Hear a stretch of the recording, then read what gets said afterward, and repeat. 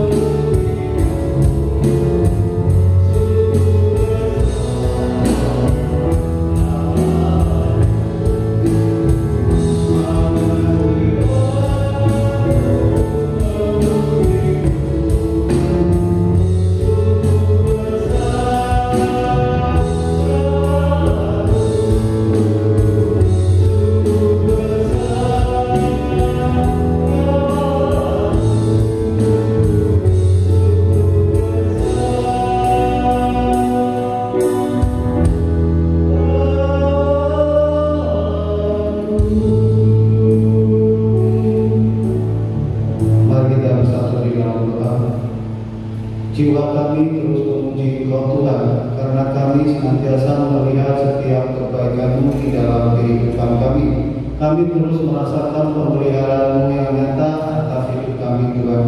Kami bersyukur ketika pagi hari ini kami boleh bersama-sama seluruh saudara seiman memuji dan memuliakan nama-Mu, sekalipun di dalam situasi yang mungkin sangat mendesak, situasi yang sangat menggemparkan dan mencemaskan bagi kami, Tuhan.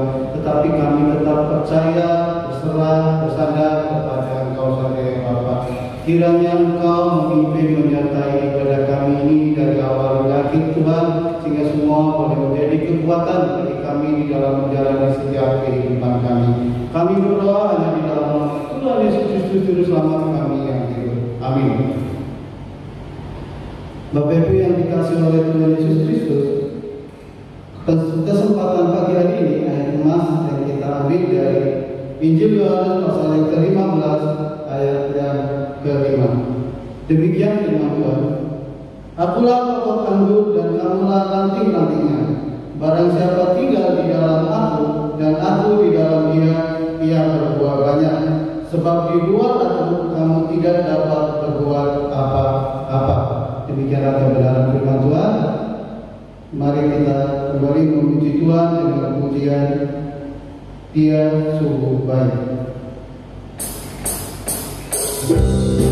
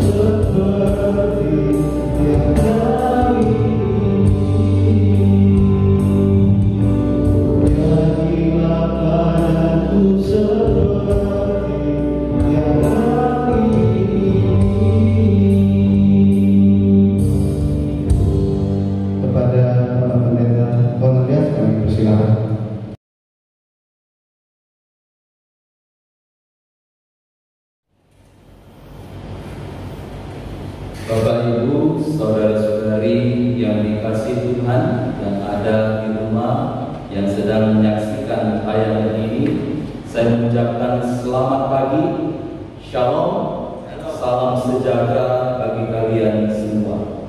Sebelum firman Tuhan dibacakan dan diberitakan, mari kita berdoa, mohon pimpinan dan penyertaan Tuhan.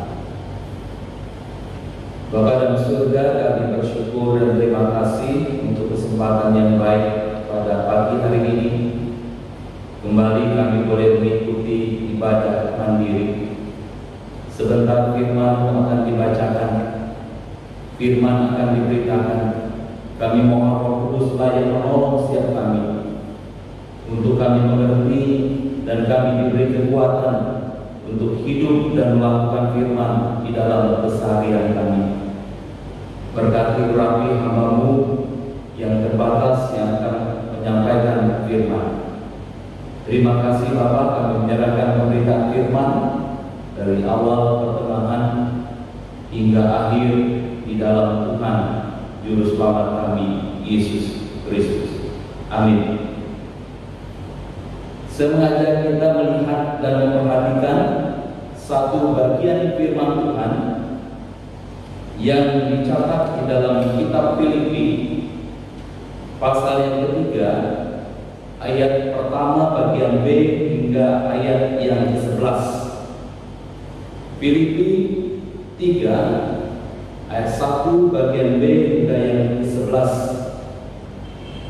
Saya tidak akan membaca semua bagian ini, tapi saya mengajak Bapak Ibu saudara-saudari yang ada di rumah membaca 2 ayat saja, yaitu ayat 10 dan ayat yang ke-11. Demikian bunyi firman Tuhan, kita baca bersama.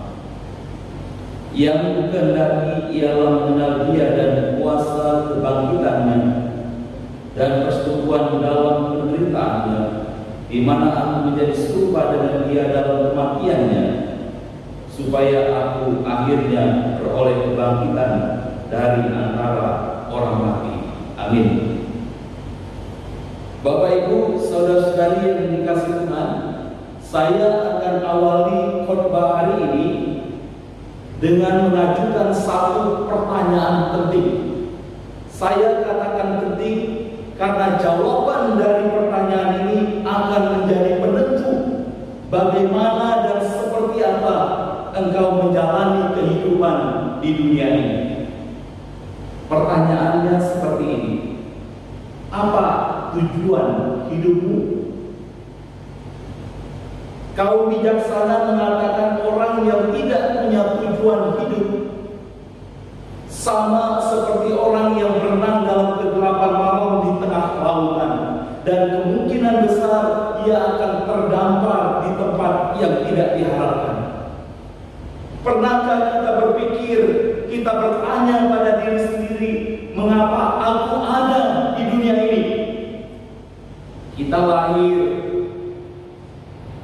menjadi bayi, tumbuh sebagai anak-anak, kemudian memasuki usia remaja, lalu menjadi dewasa, selanjutnya menikah, punya anak, disebut sebagai orang tua. Yang laki-laki akan menjadi seorang ayah, dan yang perempuan akan menjadi seorang ibu. Setelah itu punya cucu, menjadi kakek nenek, dan akhirnya meninggalkan dunia dengan mengalami peristiwa kematian. Bapak Ibu saudara-saudari yang kasih Tuhan, hari ini saya mau katakan bahwa semua hal di dunia ini ada untuk suatu maksud demi suatu tujuan tertentu. Kalau demikian halnya, lalu apa tujuan keberadaan kita di dunia ini? Kalau tidak ada maksud dari keberadaan manusia, apa perlunya Tuhan menciptakan manusia? Apakah tujuan hidup manusia hanya sekedar untuk mengejar apa yang disebut dengan cita-cita? Apakah tujuan hidup manusia hanya untuk memiliki ini dan itu? Punya uang banyak, punya rumah yang mewah, mewah benar-benar mewah, bukan mewah singkatan dari mepet sawah. punya kendaraan yang bagus, punya istri yang cantik, punya suami yang tampan, punya anak-anak yang baik. Apakah tujuan hidup manusia hanya untuk menjadi ini dan itu?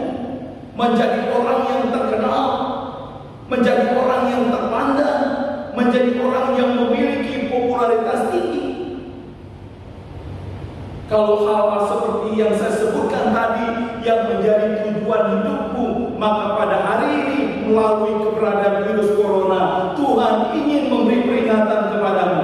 Tuhan ingin membuka kesadaranmu yang mungkin selama sekian tahun sebelumnya tertutup oleh berbagai kotoran duniawi, bahwa engkau perlu mengkaji ulang tujuan hidup yang seperti itu.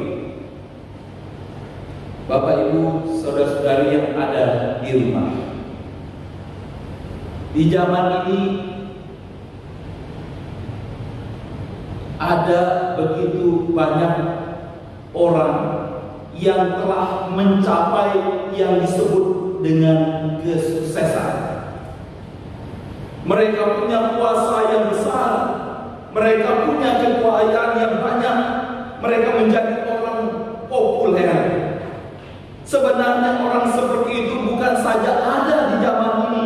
Orang yang demikian sudah ada sejak zaman dahulu. Salah satunya bernama Salomo. Salomo menduduki jabatan tertinggi di Israel. Dia orang nomor 1. Dia adalah seorang raja. Sebagai seorang raja dia punya segalanya. Kalau kebanyakan orang hanya punya 1 istri, Salomo punya 1000 orang istri. Siapa laki-laki di dunia ini yang sanggup beristri 1000 orang? Rasanya dengan 1 orang istri saja sudah lebih dari cukup.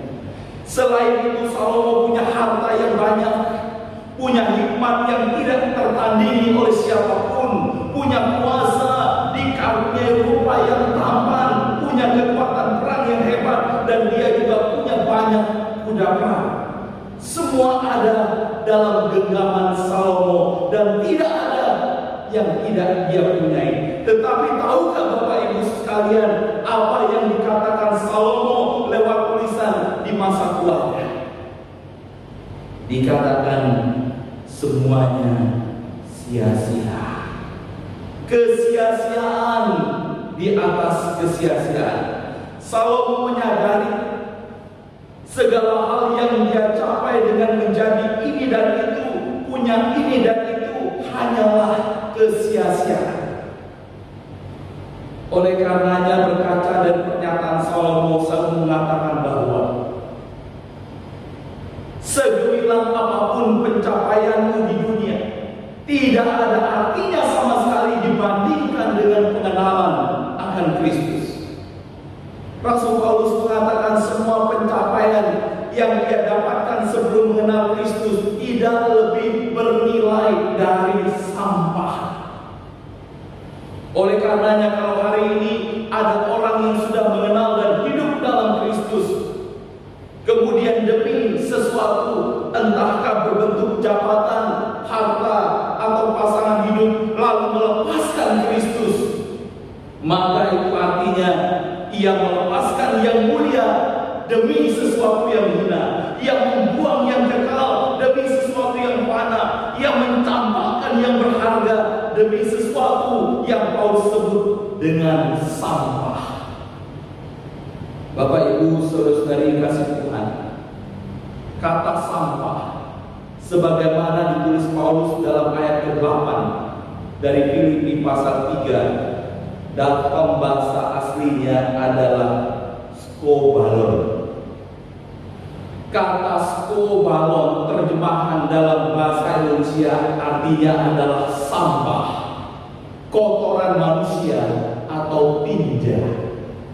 Oleh karena itu bagi Paulus, percaya, menerima dan mengenal Kristus tidak sebanding dengan hal apapun yang ada di dalam dunia. Pencapaian-pencapaian yang dia raih sebelum mengenal Kristus tidak ada bandingnya dengan apapun juga. Bahkan Paulus mengatakan semua pencapaian itu ia anggap seperti sampah, seperti kotoran manusia, seperti tinja. sekali lagi saya mau katakan bahwa kalau ada orang yang memilih materi, memilih jabatan, memilih pasangan hidup dengan membuang Kristus, berarti dia telah melakukan hal yang paling bodoh dalam hidup, di mana dia telah mencampakkan, dia telah membuang, dia melepaskan Kristus dan mengambil sesuatu yang tidak berharga, yang sama nilainya dengan sampah kotoran manusia atau minyak. Bapak Ibu, saudara-saudari yang kasih Tuhan, menurut apa yang ditulis dalam surat Filipi pasal 3 ayat 1 bagian B hingga ayat yang ke-11, kita melihat bagaimana Paulus membalikkan semua sistem nilai yang dahulu dia pegang teguh di dalam hidupnya. Saya mengatakan bahwa apa yang pernah menjadi pencapaian Paulus bukan sesuatu yang tidak baik menurut ukuran manusia, bukan sesuatu yang tidak dihargai dan dihormati menurut manusia. Paulus menyatakan semua yang dahulu ia anggap sebagai keuntungan, di mana semua orang menghendaki itu, semua orang mencari itu, namun di mata Paulus apa yang dulu menjadi keuntungan baginya sekarang dianggap rugi. Bukan hanya sampai di situ, Paulus mengatakan semua pencapaian yang telah dia dapatkan, pencapaian yang sudah dia raih, dianggap sampah setelah dia mengenal Kristus. Firman Tuhan dengan jelas menyatakan seperti apa kehidupan Paulus sebelum dia mengenal Kristus. Paulus atau Saulus disunat pada hari yang ke-8. Itu artinya sejak lahir dia sudah menjadi pemeluk agama Yahudi. Dia orang Israel tulen dari suku Benyamin. Dia orang Ibrani asli, yang artinya dia termasuk kalangan bangsawan Israel. Berkenaan dengan pendirian terhadap hukum Taurat, dia adalah orang Farisi yang bertugas untuk memelihara hukum Taurat dan menjaga pemberlakuan hukum itu di tengah-tengah masyarakat Yahudi. Berkaitan dengan kegiatan sehari-hari, dia adalah seorang penganiaya. Demi menjaga kelestarian Taurat, Paulus menganiaya pengikut Kristus yang ia anggap telah merusak Taurat dan menodai agama Yahudi.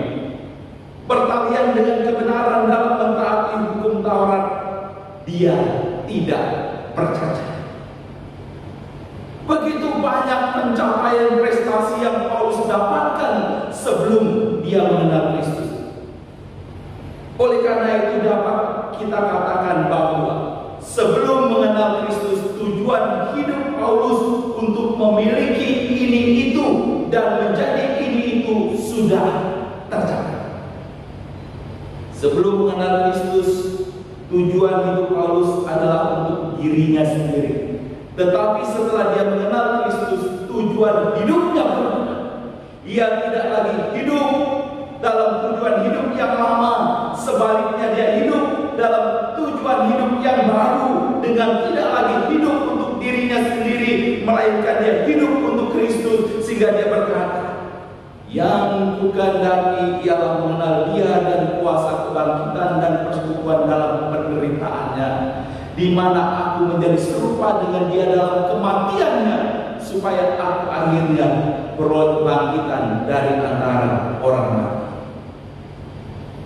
Melalui ayat ini kita melihat betapa besarnya keinginan Paulus untuk mengenal Kristus dan kuasa kebangkitan. Mengapa Paulus menginginkan hal itu dalam hidupnya? Karena ia tahu bahwa pengenalan akan Kristus dan kuasa kebangkitannya lebih mulia dari segala-galanya. Dia rela melepaskan segala-galanya untuk itu. Dia tahu betapa pentingnya mengenal Kristus dan kuasa kebangkitannya, karena hanya itu yang bisa memberikan kepuasan kekal bagi hidup. Bapak, Ibu, saudara-saudari yang dikasihi Tuhan, kalau dulu sebelum kita mengenal Kristus, telah sekian tahun belasan bahkan puluhan tahun kita hidup dalam tujuan hidup yang lama dengan menghendaki punya ini, punya itu, dan menjadi ini, menjadi itu. Maka setelah kita percaya dan menyembah Kristus dalam hidup kita, maka keinginan untuk mengenal Kristus dan kuasa kebangkitannya lah yang seharusnya menjadi tujuan utama dalam hidup kita. Kita perlu memiliki rasa lapar. Kita harus memiliki rasa haus untuk semakin mengenal Kristus dan kuasa kebangkitannya, karena itu yang akan membuat kita terus bertahan di dalam hidup Tuhan. Bagaimana caranya mengenal Kristus dan kuasa kebangkitannya? Jawabannya adalah melalui firman Tuhan yang kita baca dan dengarkan, melalui hubungan kita dengan Tuhan dalam doa. Sama halnya ketika kita ingin mengenal seseorang, maka kita harus membangun hubungan dengan orang itu. Demikian juga ketika kita ingin mengenal Kristus, maka kita harus membangun hubungan dengan Kristus melalui doa, melalui firman.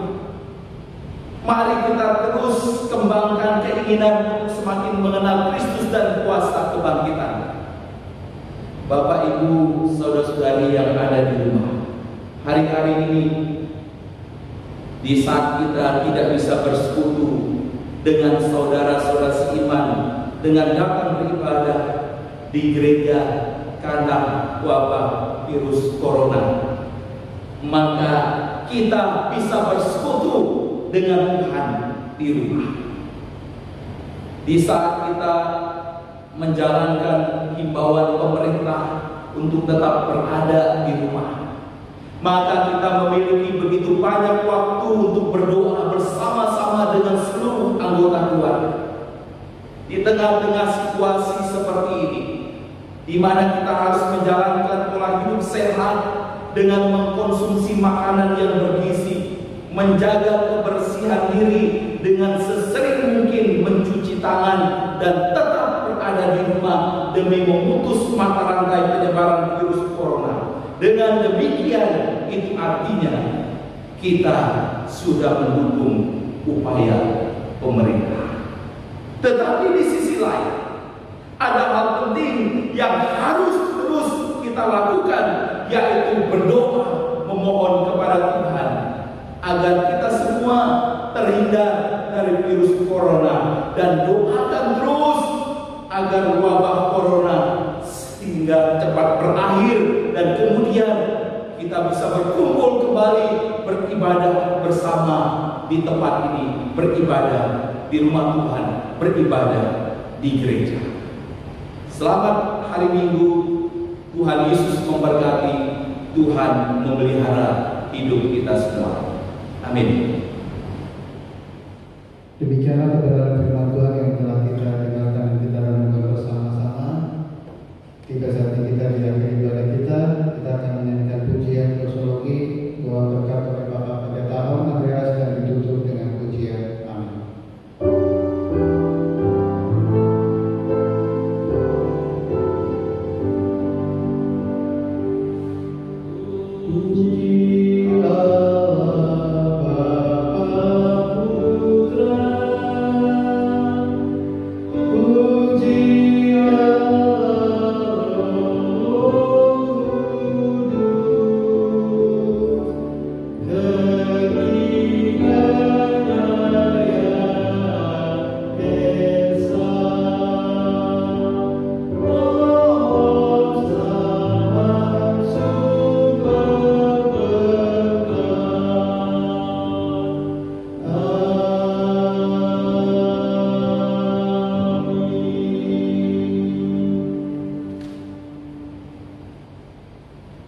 Bapak, Ibu, saudara-saudari yang ada di rumah, yang saat ini sedang menyaksikan tayangan ini, arahkan hati, pikiran hidupmu, terimalah berkat dari Tuhan. Tuhan memberkati engkau dan melindungi engkau. Tuhan menyinari engkau dengan wajah-Nya dan memberi engkau kasih karunia. Tuhan menghadapkan wajahnya kepadamu dan memberi engkau damai sejahtera, mulai sekarang seterusnya, bahkan sampai selama-lamanya. Amin.